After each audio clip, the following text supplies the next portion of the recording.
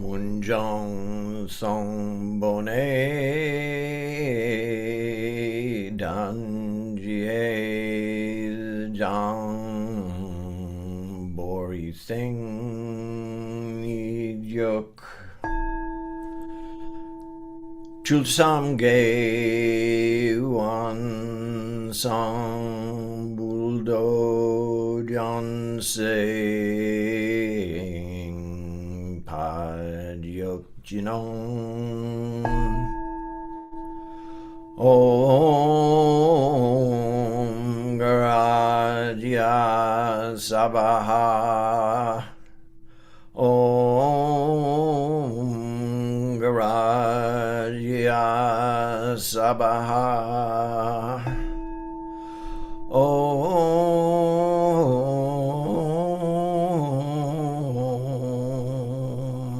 Garaja Sabaha.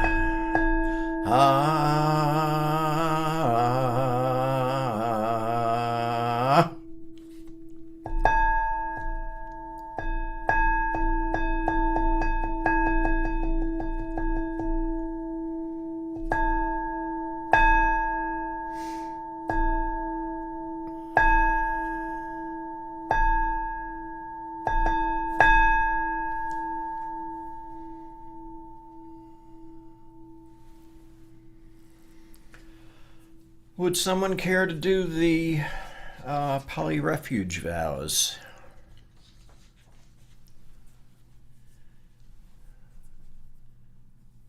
Anyone? I'll give you the roll down.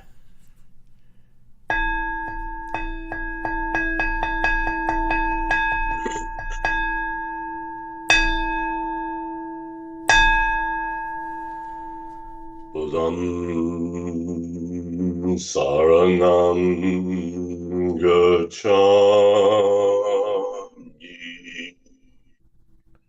Dhammam Saranam Gacchami Sangam Saranam Gacchami. I go for refuge in the Buddha. I go for refuge in the Dharma. I go for refuge in the Sangha. Buddham Saranam Gacchami. Dhammam Saranam Gacchami. Sangam Saranam Gacchami.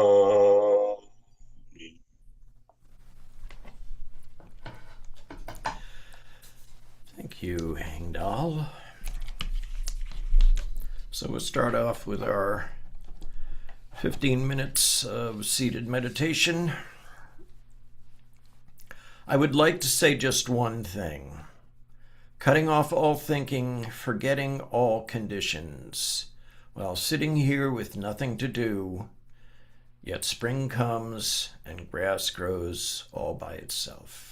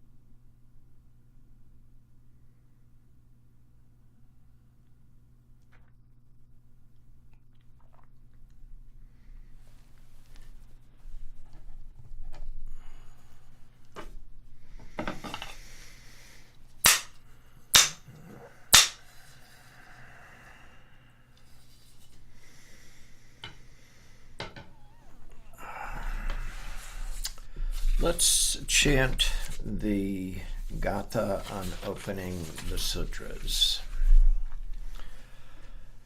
This Dharma, incomparably profound and minutely subtle, is rarely encountered, even in hundreds of thousands of millions of ages.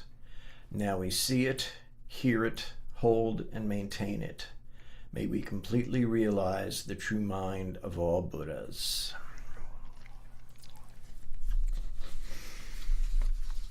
Greetings. A little bit of housekeeping here first. 2 weeks from tonight, October 29th, if you're in the Western Hemisphere, and I know some of us aren't, but 2 weeks from today will be the return of Zen Jeopardy. So I hope you'll all be there and have your little buzzer finger worked out. You should do some whatever exercise this would be in between now and then, so it's ready to go.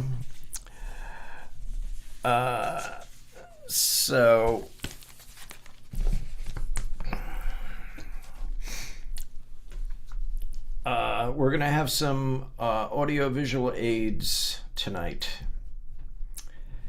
And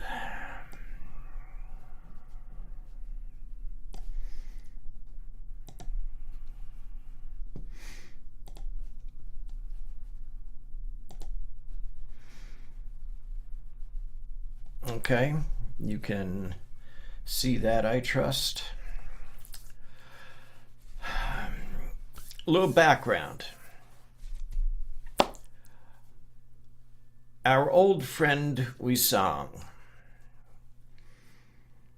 he was the other guy in that story about Wan Yo when he drank the skull full of maggoty water.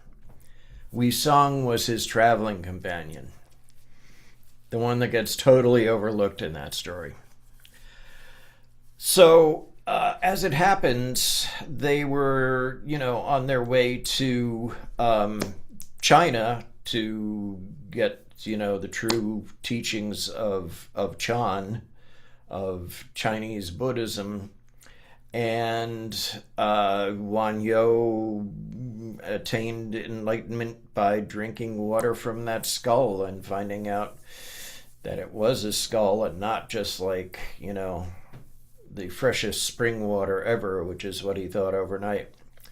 So anyway, Wisang goes to China. He comes back, and one of the things that impressed him was the Huayan Sutra, the Avatamsaka Sutra. In Korean, it's known as the Hwahom Sutra. And what he did was he came up with this grid that you see, and it's not a maze per se because you can just follow it all the way around. But let's see if I can point to the correct place where it starts. Up a little higher. Oh, almost there it is. That character right there in the center, and you'll see if you look really carefully on the image I have there, somebody actually drew an arrow as to what direction you're supposed to read it in. It's 30 lines of 7 characters each, and it is called the Song of Dharma Nature, and it's based on the Huayan Sutra. So I'm going to read those 30 lines for you. They go by pretty quickly, but I'm going to read them slowly so that you can kind of savor them. The nature of the Dharma embraces everything. There is nothing besides this. Hence the manifestations of the mind are unmoving and so fundamentally quiet. There is neither name nor form. Everything is cut. Without experiencing enlightenment, you cannot know. Original nature is unfathomable and sublime. It never remains the same, but manifests according to affinities. In the one, there is the many. Many is included in the one. One is many. Many is the one. A speck of dust swallows the universe. Each and every speck of dust is also like this.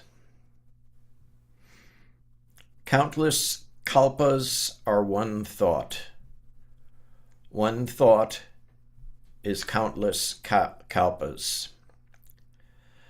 The 9 periods and the 10 periods are like one. But remaining distinct, this is mysterious and sublime. The first thought is enlightenment. Samsara and nirvana are not two.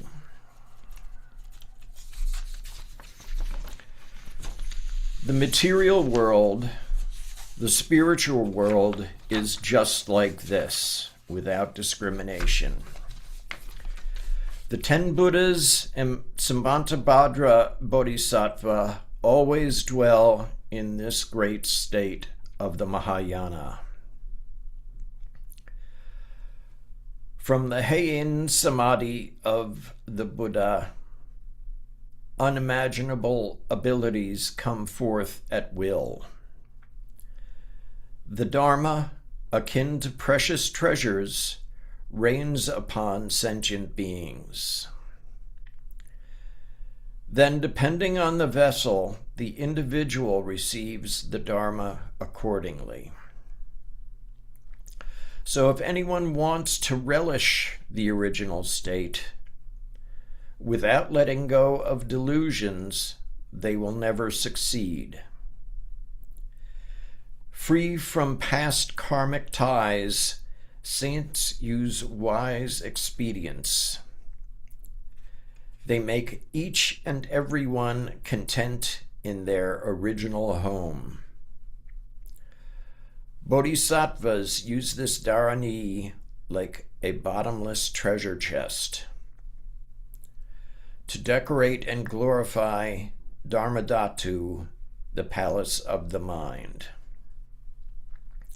Sit down in your original place and see that everything is as it is, like the Buddha of old. So that's we sung's song of Dharma nature, and Cleary's translation of the Avatamsaka is 1,200 pages long, and it gets pretty deep in some places.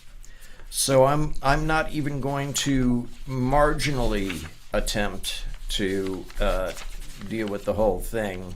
There are a couple of points that I wanted to try and make about Huayan Buddhism, a la the Avatamsaka Sutra, Huayan Sutra. So,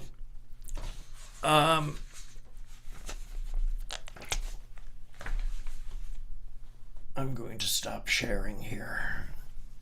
There. One of the main things in the Huayan Sutra and Huayan Buddhism in general is the notion of everything permeating everything else unhindered. Okay? There are a few other things. Another one of my faves is Fatzang, and he was the third patriarch of Huayan, and he had a few things. But let's take some random ideas and talk about them in the Huayan perspective for a moment. So, if you're familiar with the butterfly effect, which is a part of chaos theory, right? The idea is that the fluttering of a butterfly wing in Brazil can bring on a flood in Texas through all the causes and conditions that come about because of that fluttering wing.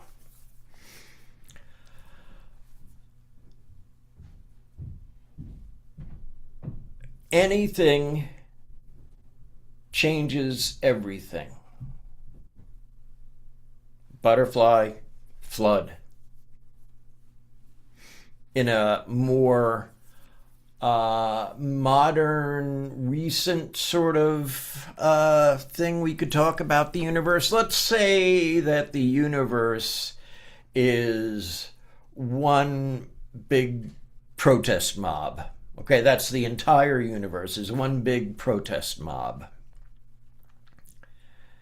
And you take away one frog from that mob, the entire universe is different.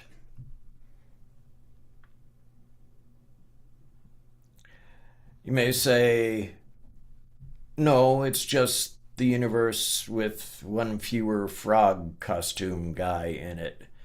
And the point is that that universe that existed with the guy with the frog costume in it no longer exists once he leaves. That is a whole new, different universe.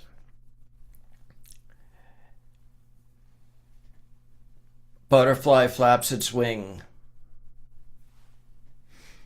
Somebody bumps into someone else on the street. Every one of these things changes the entire universe, which may seem odd, but if you put it in the context of impermanence and that everything is always changing, the idea that the universe changes because of anything happening at any time is not really that difficult. One minuscule change changes the entire universe. It's no longer the universe that you know of, that you think you have some standing in, that you have something to cling to. It's all different. It's always changing, always changing, always changing. Fatsang uses an interesting metaphor that took me kind of a while to wrap my head around. His thing was basically that you have these coins, and as long as you have all 10 of them, they have value. But if you take one away, they no longer have any value. Which seemed like, well, shouldn't it just be one less coin's worth of value? If, however, you put it in terms of, let's say your rent is $1,000 a month. Every month, $1,000.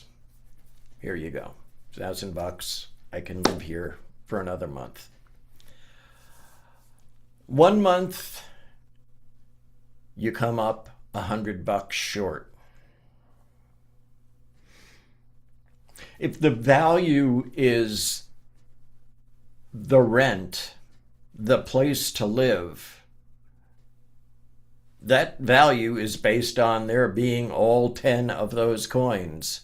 9 is worthless. So if you come across Fatsang's, I don't know, there's a video on YouTube that I really like about Fatsang, and it's in this case spelled Fatsang as opposed to Fazang, which is the more modern way. Some other thoughts based on the Song of Dharma Nature. Where does the breath end and the sky begin? Sky is breath, breath is sky. There's no separation between them. They're just part of the whole. We may call them different things and think of them at different times, but the reality is that it's all part of the same thing. It's a not one, not two scenario, right? Where, yeah, you breathe, and that's not necessarily the sky, but there's really no delineation between breath and sky.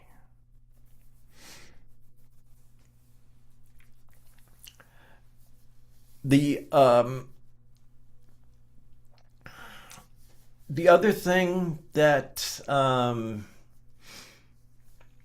don't know, maybe you can look at Fatsang's treatise on the house and the rafter, and that the house is built with a rafter in it. And if you take away that rafter, it's no longer that house. And in fact, that thing that used to be a rafter, is it a rafter anymore? Or is that just a name that we give it?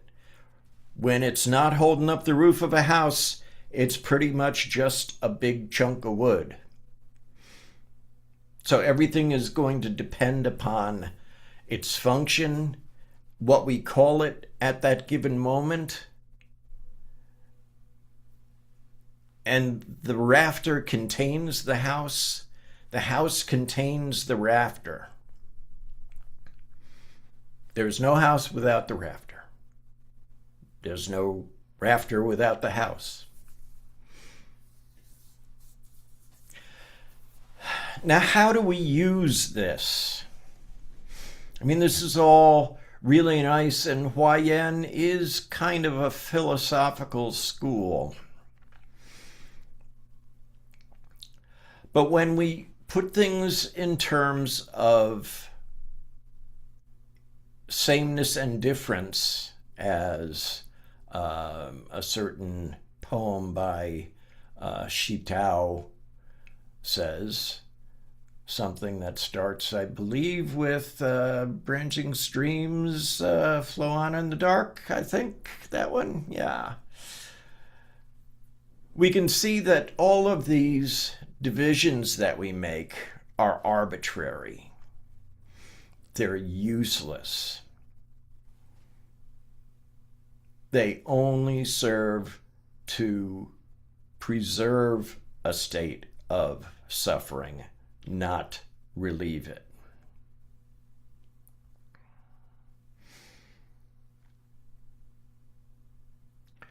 When one thing changes, the entire universe changes. So get over it. It's always changing. We have nothing to stand on, and that's cool. All we've got is that everything is always changing. Changing, changing, changing, changing. So it's a new universe constantly. You can't even say it's a new universe every moment, because how do you even subdivide a moment? What are the increments in a moment? If you can find them, let me know, because I've never been able to do that. So our baseline is that everything is changing. The baseline is that these differences that we make serve no purpose. When all is said and done, they're illusory. They're made by thinking. They don't necessarily exist in the way that you might think they do. If you've ever had a CAT scan, you can think of it as, I've got my body. It's a thing. It's my body. But you go into this CAT scan machine and the thing whirls around and they show you the result of it. What the CAT scan machine does is it slices you up into all these different little layers. Now, all of those different little layers are not in and of themselves going to function as my body, but they are the body, and the body is each of those slices. So even if you chop it up, it's still the body, right? You take a big long loaf of bologna and you slice it up, it's still bologna.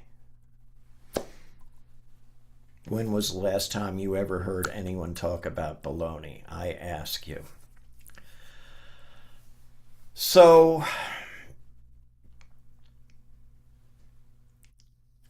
our baseline is that everything is changing. Somewhere there's a butterfly flapping its wing. Somewhere there's a guy in a frog suit leaving a protest. Somewhere there's a house that the rafter fell in. Everything is changing. Divisions are arbitrary.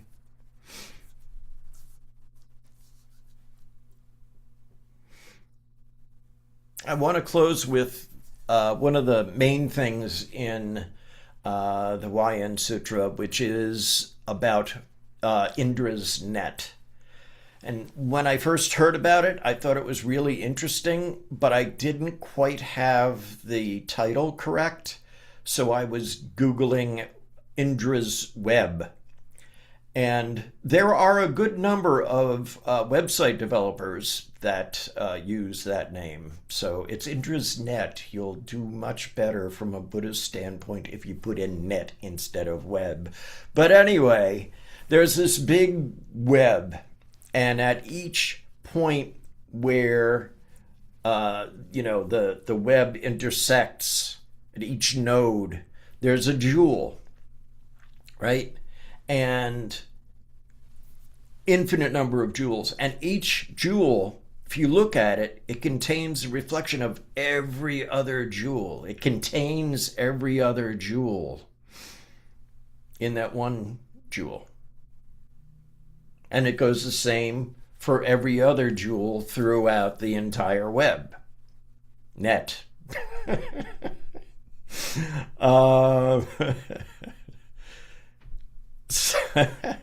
Anyway, so everything contains everything else. If we start making arbitrary divisions and decisions based on thinking that one thing is different from another, it's only going to lead to more suffering and not exacerbate it. So please help all sentient beings with that in mind.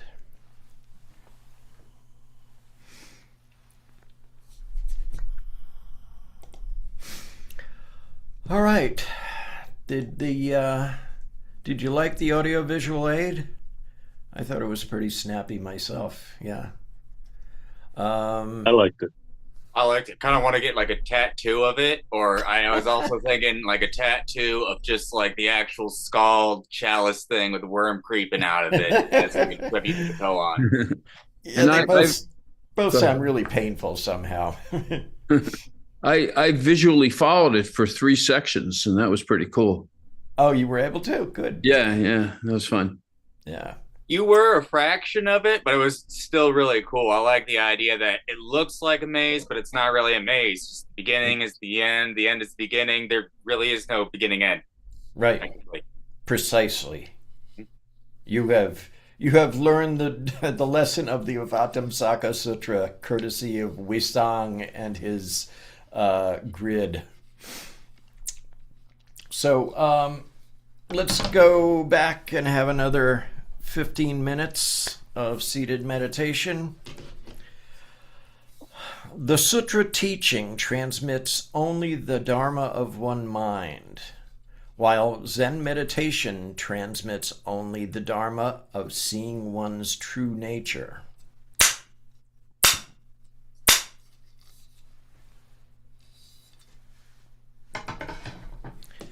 Well, I think I'm always going to come down.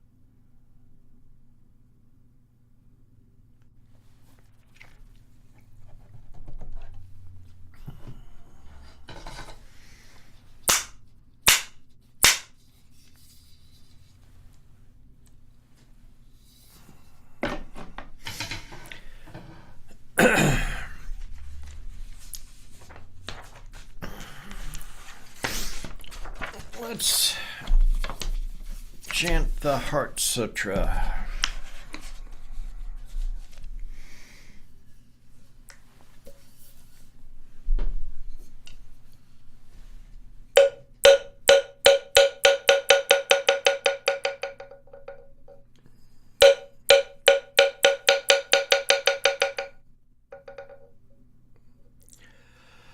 Mahaprajna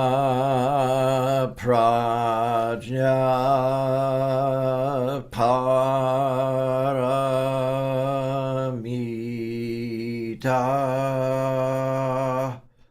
Hridaya Sutra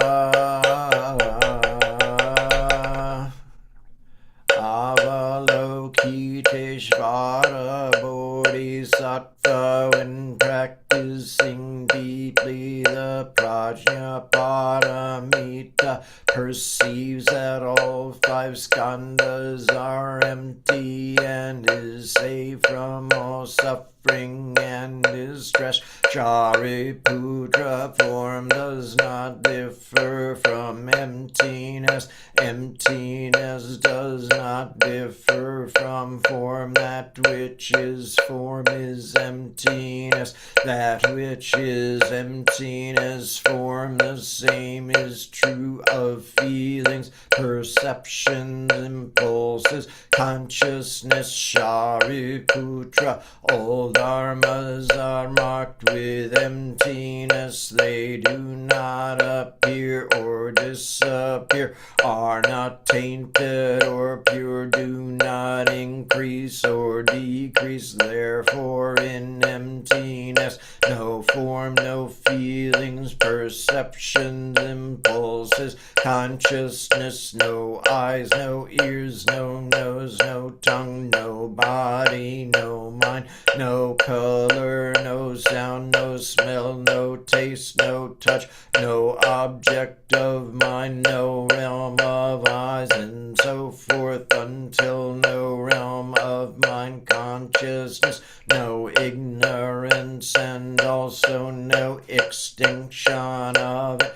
and so forth, until no old age and death, and also no extinction of it, no suffering, no origination, no stopping, no path, no cognition, also no attainment, with nothing to attain. The Bodhisattva depends on Prajna Paramita, and the mind is no hindrance. Without any hindrance, no fears exist. Far apart from every perverted view, one dwells in nirvana. In the three worlds, all Buddhas depend on Prajna Paramita and attain Anuttara Samyak Sambodhi. Therefore know that Prajna Paramita,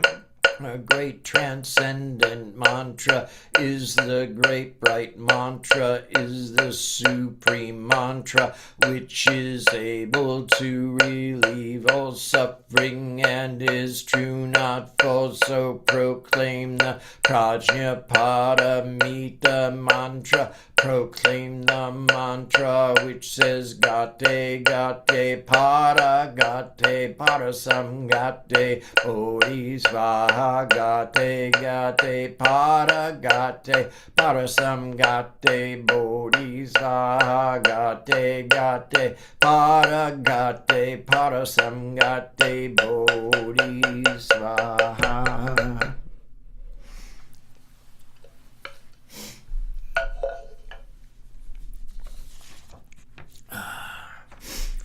Let's do Venerable Bhawanji's loving kindness meditation.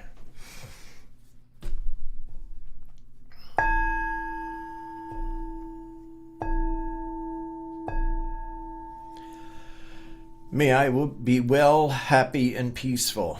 May no harm come to me. May no difficulties come to me. May I have a calm and peaceful mind. May I have patience, insight, courage, and compassion in meeting the challenges of life. May my parents be well, happy, and peaceful. May no harm come to them. May no difficulties come to them. May they have a calm and peaceful mind. May they have patience, insight, courage, and compassion in meeting the challenges of life. May my teachers be well, happy, and peaceful. May no harm come to them. May no difficulties come to them. May they have a calm and peaceful mind. May they have patience, insight, courage, and compassion in meeting the challenges of life. May family members and relatives be well, happy, and peaceful. May no harm come to them. May no difficulties come to them. May they have a calm and peaceful mind. May they have patience, insight, courage, and compassion in meeting the challenges of life. May friends and acquaintances be well, happy, and peaceful. May no harm come to them. May no difficulties come to them. May they have a calm and peaceful mind. May they have patience, insight, courage, and compassion in meeting the challenges of life. May unfriendly people and my enemies be well, happy, and peaceful. May no harm come to them. May no difficulties come to them. May they have a calm and peaceful mind. May they have patience, insight, courage, and compassion in meeting the challenges of life. May unknown persons be well, happy, and peaceful. May no harm come to them. May no difficulties come to them. May they have a calm and peaceful mind. May they have patience, insight, courage, and compassion in meeting the challenges of life. May all beings, with form and without form, visible, invisible, born or coming to birth, large and small, from the highest realm of existence to the lowest, be well, happy, and peaceful. May no harm come to them.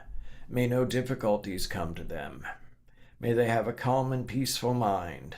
May they have patience, insight, courage, and compassion in meeting the challenges of life.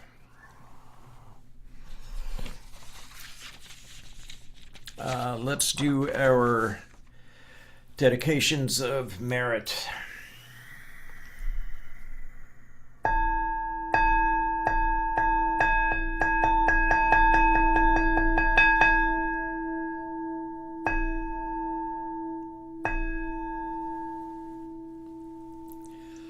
All sentient beings are one seamless body and pass quickly from birth to death.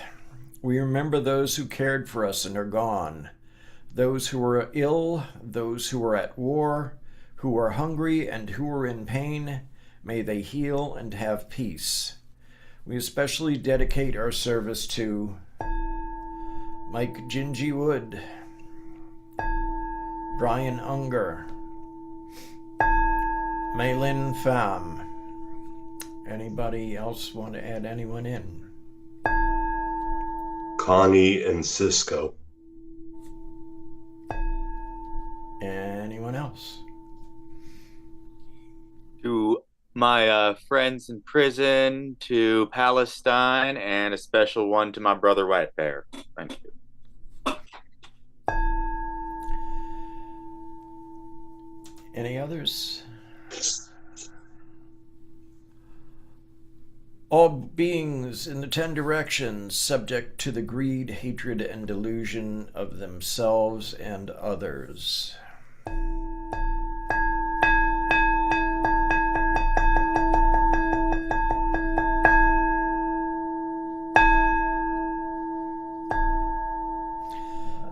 All Buddhas throughout space and time, all honored ones, Bodhisattva Mahasattvas, wisdom beyond wisdom, Mahaprajna Paramita.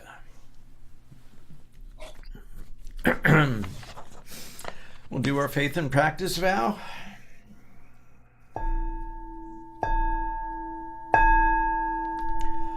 I will never retreat and will be firm in my mind in this correct Dharma. I will escape from the samsaric cycle of birth and death and definitely will see my original face.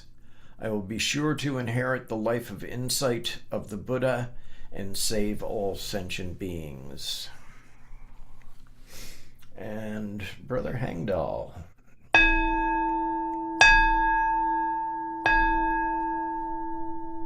The spiritual source shines clearly in the light. The branching streams flow on in the dark. Infinite realms of light and dark convey the Buddha mind. Birds and trees and stars and we ourselves come forth in perfect harmony. We practice and recite this for all beings, and grateful thanks to our many guides along the way. And we'll recite the 4 great Bodhisattva vows.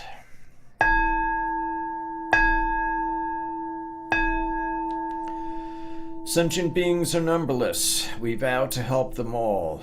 Delusions are countless. We vow to see through them all. Opportunities to awaken are infinite. We vow to embrace them all. The Buddha way is endless. We vow to embody it.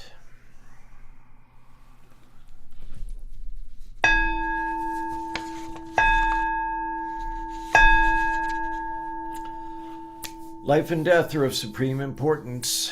Time passes swiftly by and opportunities to awaken are easily lost. Strive to realize your true nature and do not squander your time by night or day.